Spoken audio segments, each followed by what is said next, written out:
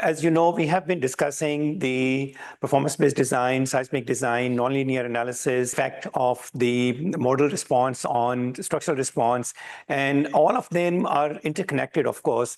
And the idea is to get a deeper understanding of how structural response is affected by different factors, and also how we can use some of these factors in addition to the full nonlinear and dynamic analysis that we can carry out when possible. So today I'm going to focus on three important factors that actually affect the way we design structures using different codes. Obviously, these are based on the ASCE and ACI sort of a line of thinking, but other codes have similar factors which account for similar sort of behavior. So you can always find a parallel in Indian and the Euro and other codes for these concepts. Actually, I wanted to discuss a lot of things, but when I prepared my presentation, I think we may not have time to go into the detail of everything, and we might continue this webinar into a part 2 later. So let's just focus on some of the basic concepts and see how far we can go today in 1 hour. And if we cannot finish some of the ideas, we will continue in the next webinar.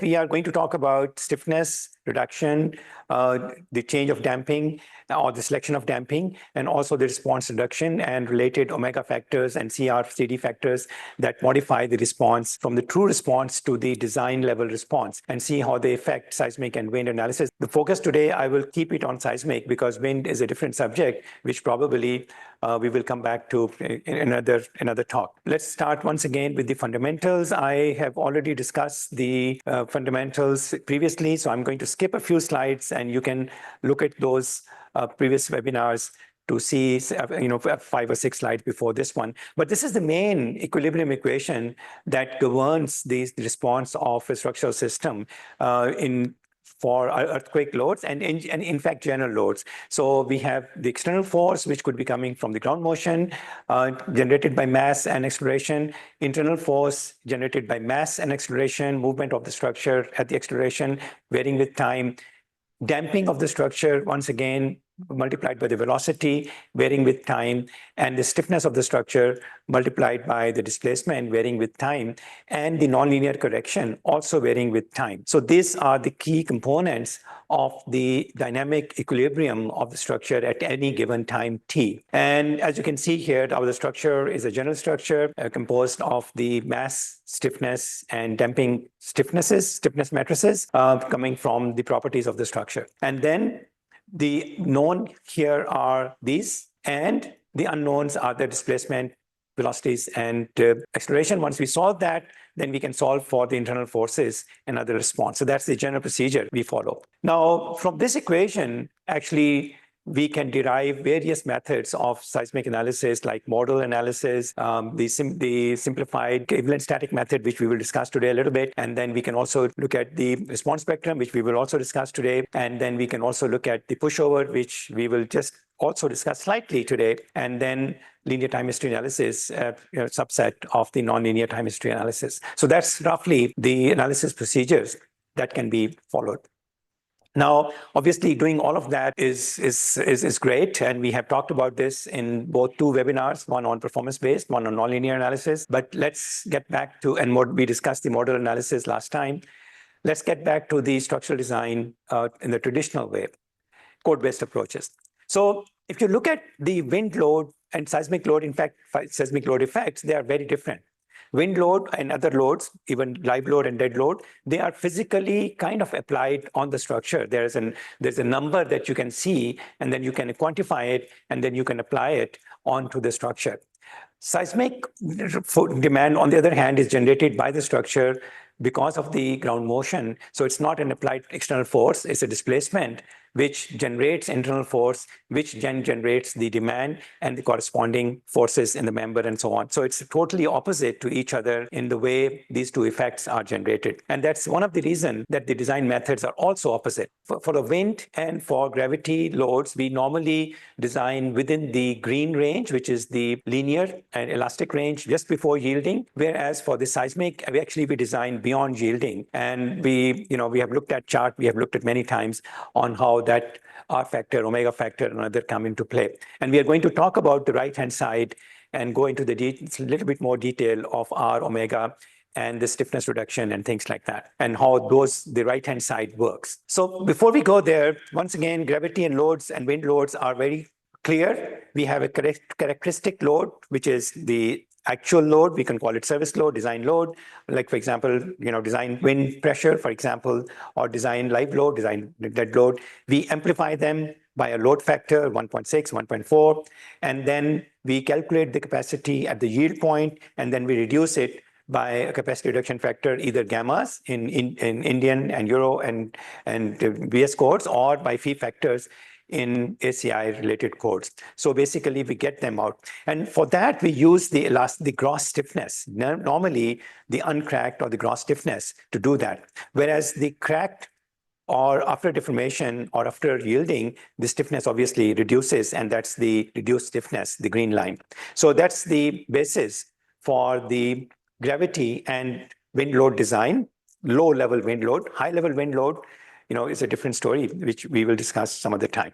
Earthquake, on the other hand, seismic effects is on the other hand, we reduce the load, not increase it. So we have the MCE level demand, we reduce it by 2/3 to go to the design basis of earthquake. From there, we reduce it by R to go to the design level. And that is the force level, which is supposed to correspond to yielding. And that's where we compute without knowing what's going on. So this graph should be enough to do that. And from there, the displacements are checked against the CD factor. And these factors, CD and R factors, are given in the code for different structures, and they vary in there. But the real true response is the red line. And you can see here that the slope of that curve may be different, and that will correspond to the reduced stiffness because of the yielding and cracking and whatnot. And then you have the omega factor to account for various overstrengths present in the structure, which we will talk about today. And then the net reduction in the demand from design basis to the top of the true demand, which is a true reduction, of this structure as a whole, which is less than R, by the factor of omega naught. So the R can range from as low as 1.5 to as high as 8. Omega can range from 1.5 to 3, and the stiffness reduction can range from 0.25 up to 1. So these are the typical ranges where these values can change, and we can have this whole shaded area, which is kind of an unknown. Depending upon the choice of the factors, we can be anywhere in between. The red line could be touching the dBE in cases where the R and omega are equal. For the performance-based design, for the full nonlinear dynamic analysis, we can start with the MCE directly. We get the input of the ground motion at the MCE level, and then we let the structure decide where it's going to go by yielding, by all of that reductions. And then we calculate the demand at the given level of the displacement, corresponding to a particular performance level. It could be the collapse level, or it could be the service level. So we have a service level earthquake corresponding to service level evaluation, which is more or less elastic, linear, without much damage. And we have an MCE level, which will cause significant damage, so much so that the structure may have to be demolished at that point, but it still is prevented from failing. So that's the overall framework for performance-based design. So we go from one to the other because we can't always do this. Of course, performance-based design, if you do that, you can get the true demand from there. But if we can't, then we have to rely on the code-based factors. Looking at the full force displacement curve, that red one, it has many components, many things embedded there: the initial stiffness, the yield point, the strain hardening, ultimate strength, ductility limits, strength loss, and residual strength. So many things are embedded in that red curve for any component, or even for the whole structure. So this gives us the change of stiffness with displacement. So as the displacement increases, the stiffness keeps changing, which is the slope of this red line. And then we have the loading, unloading from the typical, seismic demand. It goes up and down. It's an oscillatory motion. So we have the positive and negative loading, unloading, and increasing, decreasing demands. So we have the blue line, which is the hysteresis, and it has many loops. On each loading, unloading produces one loop, and then it can degrade the structure. It can reduce that. It can bring that red line even further down due to degradation of the cyclic loading. But this degradation includes the energy dissipation, which is the area under that loop for each cycle. And then that energy dissipation can lead to the equivalent damping or damping being increased with each cycle. So that's how the damping and stiffness will change over displacement and over cycles. So that's the basic sort of understanding of the mechanics behind the whole nonlinear dynamic analysis. Before I go into the details of that, let's look at some case studies and see how these factors affect the response of a typical building. I've taken two case study buildings. So first is a 50-story building, and we look at a building with the podium and with the tower. It's a kind of an idealized, but not too artificial. Many buildings are of this kind, tall buildings of this kind. We have a core in the center, and then we have a service area around that. So it's not completely abstract. So we take that building, 50-story building, we first do the gross analysis. That means we use the gross properties as computed from the gross member sections, columns, beams, and walls without any reduction. And we see how when we look at that. So that's the mode shapes of this building and the natural period. The first period along the weaker direction, 5 seconds. Second period along the stronger directions, 3.35, and the torsional 1.54. So from the previous webinar, we remember this is a symmetrical building, and we have the first two translation modes followed by a rotational mode. So it's pretty much okay with what we expect this to be. But what is important is the difference between first mode in the weak direction and the first mode in the strong direction. There's a significant difference, and that is coming from the layout of the building, and that is kind of intentional here. So if you look at that, you will see here that the modal participation mass ratios, which is a very important outcome of the modal analysis, is that how much mass is participating or moving in each mode. So the first mode is in the weak direction, which is the X in this case. So the first mode is taking about 48 something percentage of the mass. And second one in the y direction, also similar. So that means the first primary modes in both directions are taking roughly 50% of the mass, which means the higher modes will be very important. The next level of the modes will be taking about 20% roughly, and then another one, 10, and so on, until we reach the 90% at about 12, 15, 18 modes. So that's typical of a tall building of this kind, that you need about that many modes to accumulate the mass, all of the mass participating in the movement to compute the forces. But you can see here that the first and the second mode in the two direction are rather different. And now we come to the next one. So this one, now we bring in the response reduction into the equation. As I was saying, that the modal participation ratio is very important until we get the 90%. Okay, and then we bring in the R, and in this case, we have selected the building with the core wall and the frame, and its R is 6, and CD will be 5, and we will use that for the further analysis.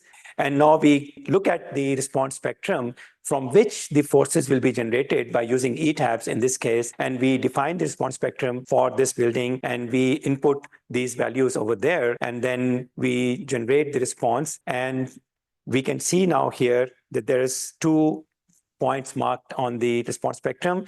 The first one is the X direction, is the first mode at around roughly about 5 seconds something. And you can see here that the demand at that point is pretty low.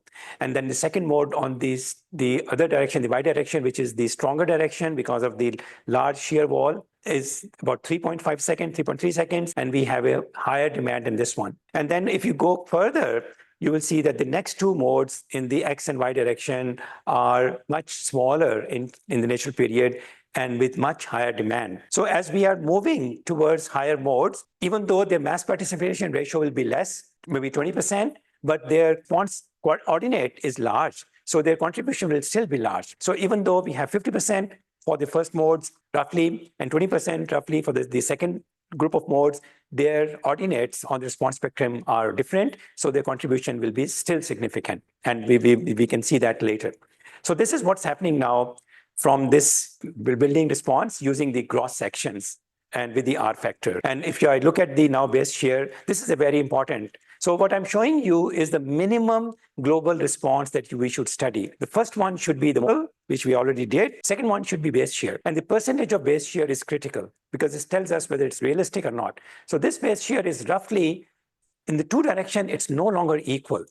So that is very important to note here. Even if it's the same response spectrum, same building, 2 direction forces are different because of the initial period is different, and the response ordinate on the response spectrum are different. So you get larger force in the stronger direction, smaller force in the weaker direction, 5% to 7%. This is not too high for a tall building of this kind. This could be a good range, although sometimes it is limited to 3% by certain codes, because this is still, because of the mass is very large. So 7% will still be a very large force. But this is what we are getting right now for this structure. So this is a very good check to see whether these numbers are okay or not. So the next thing that you want to see in a response, global response, is the story shear, to make sure that the story shear distribution is good. You can see where the podium is and where the story shear increases. And then you can see the effect of the higher modes as we go up, as there's a bulge towards that. So that's coming from the higher mode effects, which is accumulated at the top of the building. It's not just going straight down to zero at the top. So it's still, there's a bulge between the first set of higher modes. You can see in the middle bulge, and the second set of higher modes at the top bulge. That's a typical contribution of the higher modes in a tall building of this kind. So that's where you should see how things are going in the two direction. Again, once again, the story shears are different. And same thing with the moment, doesn't change much with the higher modes. The effect of the higher mode is more significant in shear than the moment. This is the story drift. The two-direction story drift is significantly different, although it is less than 2% limit. So we are fine with that. But once again, important thing to check. And then the total displacement. And if it is a wind case, we have a limit, typically H over 200 or something. But for seismic, normally we don't have a limit. But you can see here, a building of this kind, we are expecting a displacement of 1 meter, 1.5 meter on either way, which is significant. And in the earthquake that happened in Bangkok a couple of weeks ago, we saw buildings swaying significantly. Observable sway was seen at that time. So that's roughly what we want to look at in a building global response, what we've seen so far, and before we go on further. Now let's go back and include these reduced stiffness in these models according to the code. You can see that we are going to incorporate now the green line in the analysis, which is the reduced stiffness, and the slope will increase. So we will have the green line to represent that reduced stiffness, matching more closely with the yield level stiffness. So how that is done is through the codes. And this is the ACI 318, 19 formulas. You have 3 formulas here, 3 groups of formulas here. Left-hand side is the general approach. It's constant numbers which you need to check. For the walls, there is a range for uncracked and cracked. If it's a cracked, you need to come back and modify again. So you run it twice. And there is a general formula that you just use 0.5 IG. If you're lazy and don't want to do anything, then we can just go ahead with that. But then there is an alternate method, which is this one, which is very detailed. And this is not used a lot because it requires the knowledge of forces and reinforcement and everything, and which tries to estimate the cracking and the stiffness reduction more reliably, and it will vary from member to member. But it's very hard to compute and not often used in practice because it requires significant additional work to be done. But that is more realistic. Other assumptions are more approximate, but we will see that, whether how much the effect this has. Okay, now after the gross versus we reduce the response, you can see here now that the initial period has increased from 5 seconds to roughly 7.5 seconds. First mode lengthened significantly from 5 seconds to 7.5 seconds, 2.5 second lengthening of the period because the stiffness is reduced, entire building, especially the core walls. And then we have the second mode, also same thing, reduced from 3 to 4 point something, and then the torsional mode as well. So we can see significant lengthening of the period by reducing the properties of the members from the gross to the crack based on the codes. And if you compare the modal mass participation ratio, they will not change much. They did not change much because the mass hasn't changed, the distribution hasn't changed. So even though the initial period may have changed, but their participation factors haven't changed significantly. So they almost remain the same. But sometimes they can change if the structure is unsymmetrical. Sometimes unsymmetrical structures become symmetrical, and sometimes symmetrical structures become unsymmetrical after we apply the reduction factors, because if the structure is not symmetrical, their effect will not be symmetrical. So this has not changed much. Then we can now see the change in the base shear, and you can see here that there's a reduction of about 18% on both directions due to using the cross-cracked section. So this is quite significant, that estimated base shear due to earthquake of the same, response spectrum and same structure is now calculated to be 18% less than the one with the cross section. And so depending on how we look at it, it could be good or could be bad. But you will see later that 18% is not a big number, because we're talking about an R reduction of almost 6 times 600% or even 800%. So within that 18% is not a very big number. So the stiffness reduction factors, they do affect, but their effect is not proportional to the R factor, variation, although this is added on top of the R.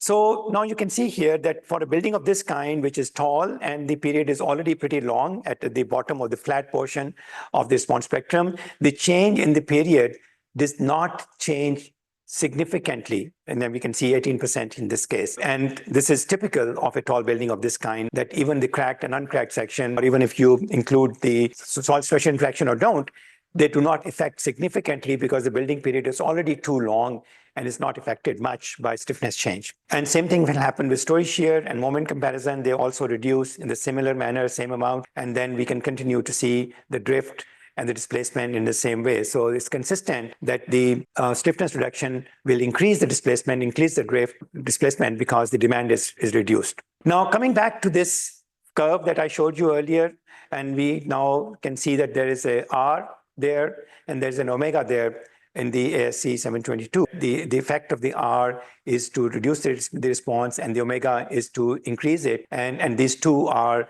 kind of working together to ensure a reliable estimation of the final force for which we should design the structure. And we will we'll go into more detail of this one now. So now if you look at the base shear for including and not including omega and R, you can see the difference. If you start with the R equal to 1, omega equal to 1, which is the blue, and then include the R equal to 6, omega 3 for this structure, you will get very clearly, very simply, 2 times reduction, or half of the force, because R divided by omega is 2. So the net reduction is only R divided by 3.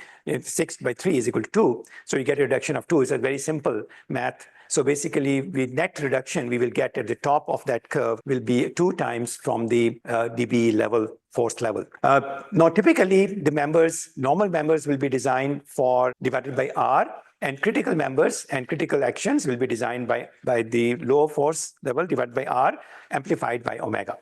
Let's move on to another building now, a 10-story building, and see what happens. So for this building, we have maintained the core, although the core may not be as big as this one, but for comparison, we just maintained it in this building and see what happens here. And we continue, and we can see here that the increase from the uncracked to cracked natural period is still increasing.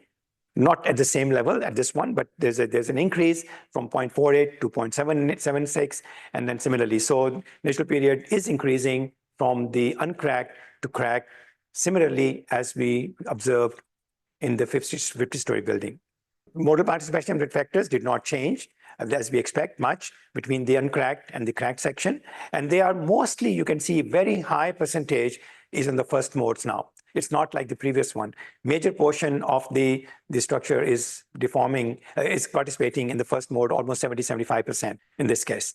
But the point to note is that now we are on the descending sort of level, branch of the response spectrum. So any change, any small change in the natural period will result in a large drop in the response ordinate on the left-hand side. And so which means that even though we change the initial period a little bit, but the drop in the expected response will be significant. And that is very typical of the buildings with smaller initial period. So they are very sensitive to stiffness changes, whereas the building on the longer periods are not so sensitive to stiffness changes because the response is nearly flat. But here we can clearly see that there's going to be a major change, and we have to be careful with the selection of these numbers. And you can see here that the drop is significant between the cracked and uncracked. And let's compare now the two buildings, the tall building and the medium or low-rise building, tall building on the left-hand side and the short building on the right-hand side. And if you can see, the reduction in the first one is about 18%, and the second one is about 30, 38, 35%. So it's significant difference between a tall building and a short building between the uncracked and cracked models, which means that now it's something to be concerned what kind of factors we use because we don't want to underestimate the demand also. So that's, and building with 5-story, 6-story, it will be even more sensitive. It just in the short range of the spectrum. Okay, so that was about the stiffness reduction, one part of the equation. Let's go to the second one, which is the damping. Now, I will only do this for the 10-story building because the response spectrum for the 50-story is too flat to observe anything. So let's look at that. So that is the response spectrum generated for different damping ratios of the critical damping. 2% of the critical damping. That is typically the case for a very new building or a steel building, very new concrete building, uncracked, or a steel building. You will have roughly 2 to 2.5% damping as the starting point. 5% is the code-specified damping, normally for concrete building used, especially the low-rise buildings for the design purposes. And then 10%, 15% damping happens as the structure deforms and cracks and degrades. And like I showed you earlier, we have the cyclic energy dissipation. The damping keeps increasing, so it can go up to 15%, even 20% or more. So as the damping increases, the demand ordinate on the response spectrum from this one starts to reduce. And you can see here for the 10-story building, with a period of 0.76, you can clearly observe the drop of the demand for each damping change. So let's see how much is that. So from 2% to 15%, there's a drop of 40%, which is once again significant. This is again quite significant in the sense that even though the R factor is large, but this is on top of that because we are apply R after including the damping ratio and after including the stiffness modifiers. So this is a factor on top of the R that we use. This choice of the damping is quite critical. In fact, the building that collapsed in Bangkok earthquake, some people are postulating that because the building was under construction, was completely new, the damping at that point could have been as low as 2%, and that could have increased the demand significantly compared to the 5% or being used by in the design. So that could be one of the factors that contributed to large base shear or large story shear being generated in that way, large forces being generated. So once again, selection of the damping is important, especially for the buildings which are in the short period range. And the choice of the stiffness reduction is important, especially for the building in the short period range, and less important for tall buildings, which are in the longer period range.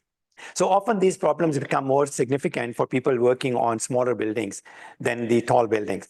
And this is, again, you can see the corresponding reduction in story shear.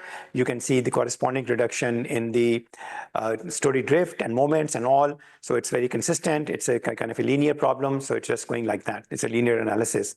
So there's nothing different about that. Now let's conclude the two things together.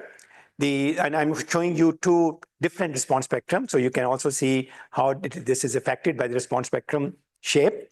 The blue line is the Manila response spectrum, typical, similar to the ASCE, and the red one is this very special Bangkok response spectrum because of the basin effects and all, it peaks at 2 seconds rather than at 0.1 or 0.2 second like most response spectrum. Now, in this particular case for Bangkok, for example, the effect of the change of damping and the stiffness in buildings up to 20-story will be negligible because the response spectrum is nearly flat. And this is so different from Manila, where that region will be highly sensitive. So it's not just the building natural period, but also we need to see where the building is located and what does the response spectrum look like for that region to see which part is critical, which is not. And if I plotted the change in the stiffness and the change of damping for a building, 10-story building in Bangkok, you will see no difference. In fact, you will see slight increase on the contrary, rather than the reduction. But in the range from 20 to 30-story building, 2 to 3, there's a significant drop, and then it flattens again. So that's the important observation for both. So the reduced stiffness typically will lengthen the period and typically will reduce the demand, and the damping increase will bring down the ordinate of the response spectrum and also reduce the demand typically. But like you can see, it's not always true. We have to be careful about the response spectrum of the particular site. So we cannot use general response spectrum everywhere. We have to be very sensitive to trying to get the local response spectrum wherever possible, because they two interact. So both tend to reduce the switching demand, I said not always, tend to. Typical reduction can be between 10 to 60%, and in some cases in Bangkok, it could actually increase slightly. So that's roughly the overall summary of the stiffness reduction and damping change. Let's come down now to R and omega and CD. So coming back to that figure, you can see here that R is the reduction from the design basis earthquake down to the design level.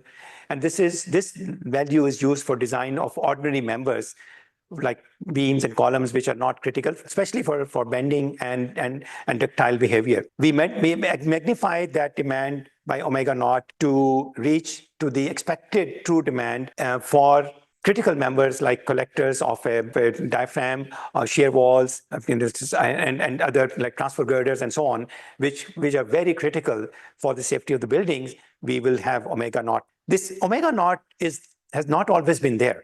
There was no concept of omega naught before 1977 codes in ASCE. It only came after that, and gradually it has been sort of improving. And ACI took it in 2011 is where ASCE introduced the omegas.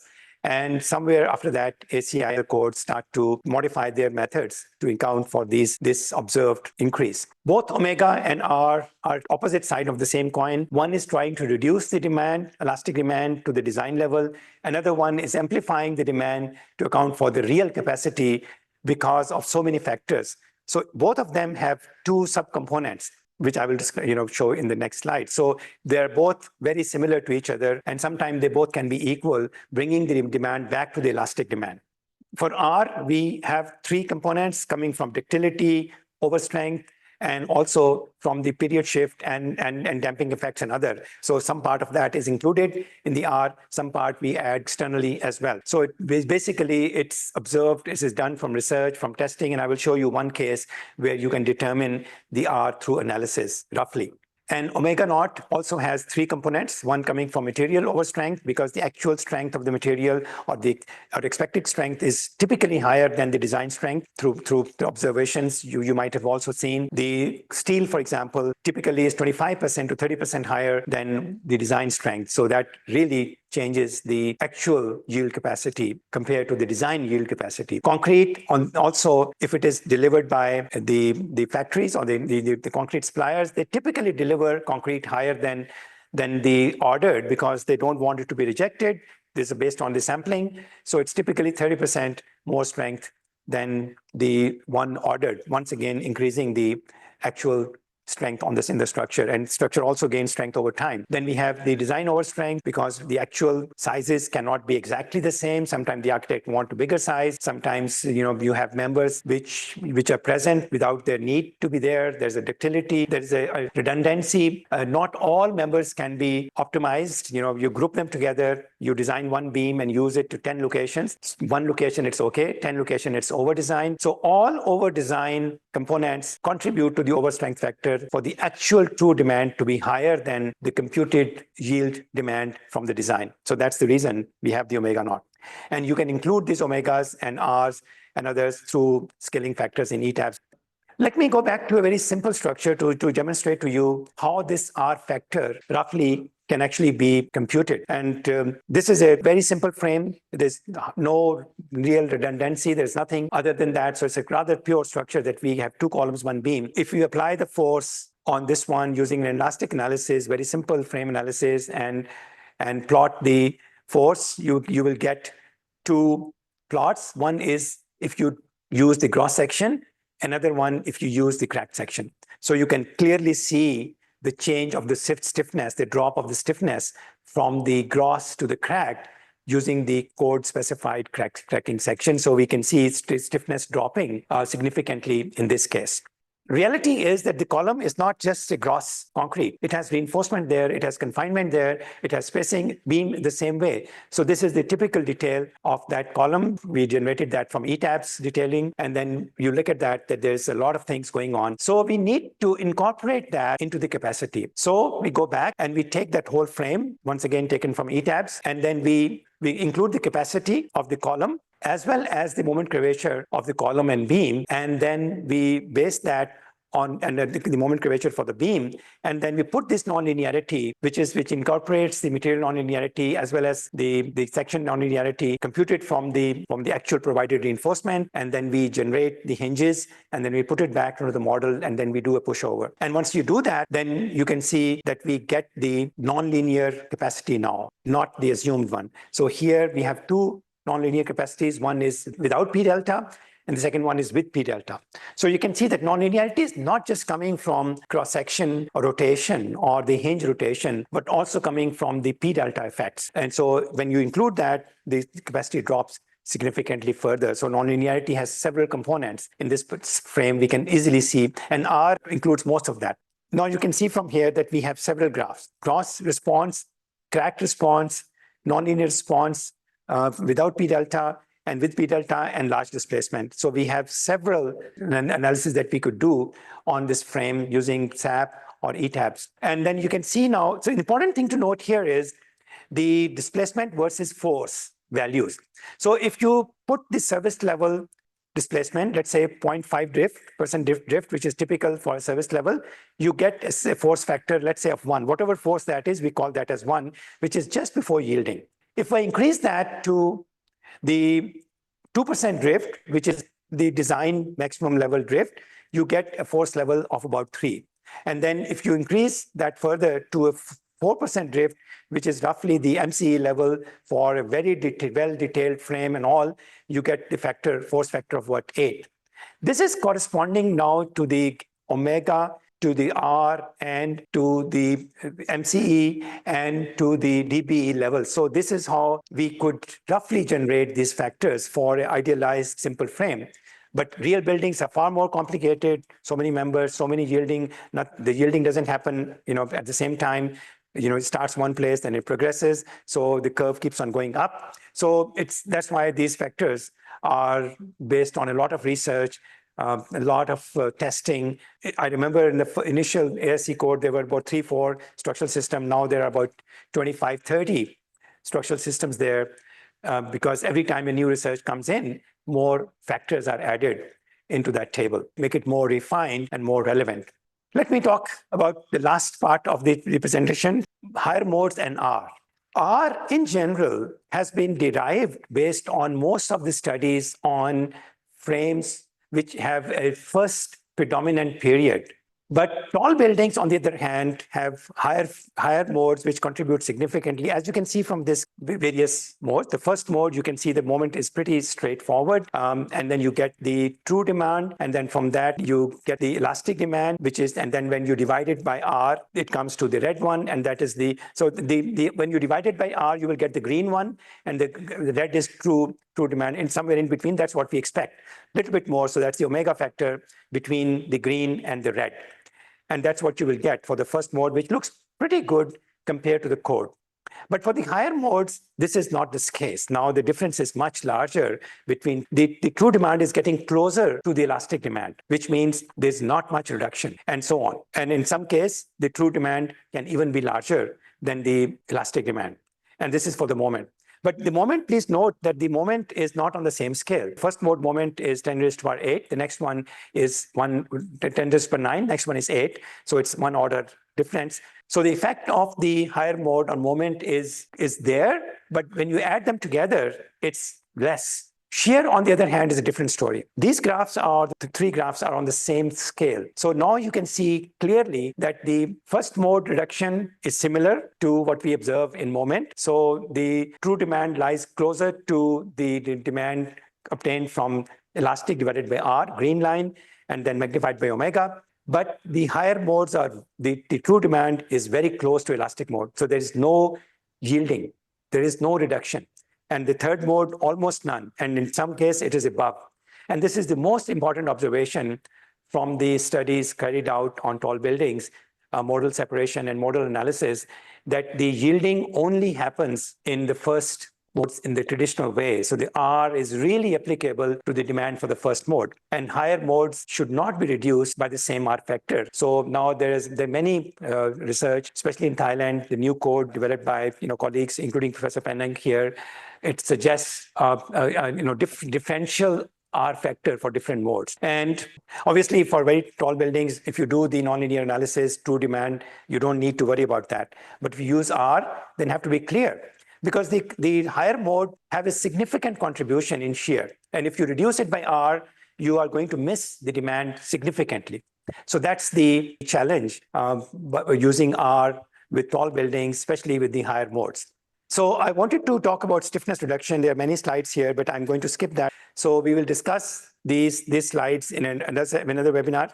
So we will talk about that the stiffness is built up from material to structure, and then how we have nonlinearity incorporating everywhere, and how that is added up together. So I think we will come back to this on how the stiffness reduction happens, and moment curvature, how that can be used, and how the section cracks, and how the stiffness changes, and how we can calculate the difference between the gross stiffness and the reduced stiffness, and various types of stiffnesses, and so on, and how this is calculated, and how this is applied in ETABS, and how it is computed for gravity analysis and MC level, and so on. And damping also, we will come back to damping, different types of damping, how it is computed, and how do we incorporate that in ETABS. So we'll talk about the energy and how the strain energy is accumulated from the section to the member, from material to the section to the member, and how we ultimately come to the total energy, and how we limit the damping for different buildings, for different height, as I mentioned to you earlier, different types of damping that we have, and then how it is incorporated in ETABS, all of these dampings, and then how the energy level is also cumulative from material to the structure, and how the damping also accumulates in the same way. So we have stiffness, ductility, and energy accumulating. So let me just come to the closing of the webinar today. All that slides that I showed you, we will discuss later, I think, because we need to spend time on that. So all I'm saying right now is we should observe that the left-hand side, what you see is the true demand that we can obtain from the full nonlinear dynamic analysis. And we don't need any factors. We just get the demand at the service level earthquake and the MC level earthquake and check the performance. The codes, on the other hand, will try to get to the same story by using a combination of stiffness reduction, R, and omega, and CD. But attempt is to simulate that. The problem is that this factors vary a lot. So you don't know whether your choice of your factor is really correct for your particular structure or not. Even the R factor in two direction cannot be the same. We normally use the same. As you have seen, the building has two different systems or stiffnesses and yielding capability. So the R should not be the same in the two direction, and omega should not be the same in the two direction, and so on. So there's a lot of discussion on how these values, these numbers should be used carefully. Stiffness is the same thing. So we can conclude today that the simplified assumptions and design process procedures are sometimes needed and are justified, but we need to have a clear understanding of their origin, where they come from, why they're there, and their limitations and their impacts. And full nonlinear dynamic analysis, performance-based solutions is where the professional practice is moving on in the future. So with that, I've come to the end. Thank you so much, and we will take the questions now.